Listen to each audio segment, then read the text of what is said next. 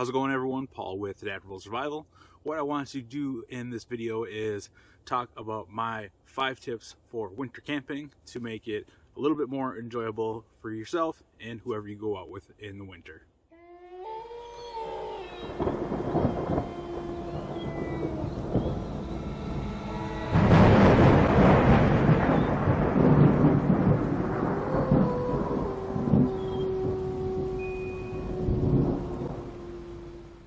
So I like to camp year-round, so I don't let the weather kind of deter me from getting outdoors.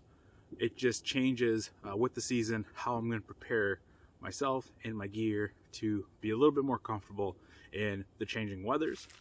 So starting off with tip number 1, I like to carry hand warmers, or in this case, these are body warmers. And obviously the number one reason to carry these is to keep your body warm, whether that's your hand, feet, any other part of your body. But the main reason I like to carry these is I will actually use these body heaters after I get camp set up and I get my sleep system situated how I want it. I will activate 1 or 2 of those, maybe 3 depending on how cold it is, and actually put that in my sleeping bag or in my quilt, so it kind of preheats my sleeping bag, my quilt, whatever I'm using to sleep in, before I crawl in it for the night. The added benefit is if it's really cold outside and my hands are starting to feel it, I can always activate one of these, put them in my pocket, or if my feet, since I do have some issues with the cold with my feet from some nerve damage, I can always put these in my boot to help remedy those issues. So tip number 2 is before bed, I like to eat something that is high in protein and high in fat. So for the example I have here, this is just a piece of bacon and this is some beef jerky. I could also add cheese, basically anything that's high protein, high fat, carbs, it doesn't matter to me. But main reason I like to focus on the high protein, for one, is protein takes more energy to burn in the body. So if I eat that before bed, throughout the night as my body's trying to process and break down that protein, it's going to create energy, which is going to keep me warmer. And then the fat is a slow burning energy source. So throughout the night, that will be slowly burning off, keeping me warm, because there's going to be energy inside my body being, from that breakdown of proteins, fats, and carbs.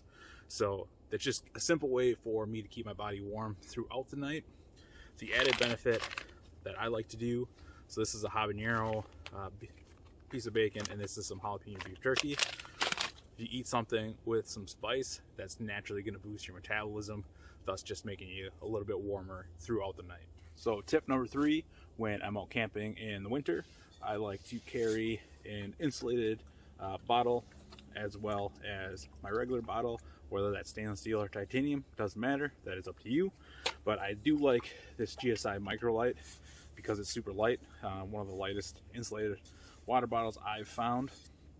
But the main reason I like to carry an insulated bottle is at night I can keep this warm with some sort of insulation, put it in my bag, what have you. But this, I don't have to worry about doing that because this bottle is going to keep the water on the inside insulated. So if I boil some water before I go to bed, throw it in here. When I get up in the morning, it's going to be a little bit warmer than drinking a little bit colder water out of this. So it's going to work towards warming me up, just getting me ready to get out of my sleeping bag for the day. Or I can mix coffee in here before I go to bed, and when I wake up however many hours later, I'm still going to have some sort of warm drink to have, so I don't have to heat something up if I don't want to. So tip number 4 is having some sort of hot drink to have while you're out camping. So I just have some Taster's Choice, the hazelnut, some bedtime tea from Yogi, some Alpine Start, and probably my favorite, instant coffee, Capico Blanca. I like to have a lot of different options for hot drinks because it helps me just stay warmer as I'm camping out there, hanging around camp. The bedtime tea comes in handy because I can drink that before I go to bed to kind of help me doze off.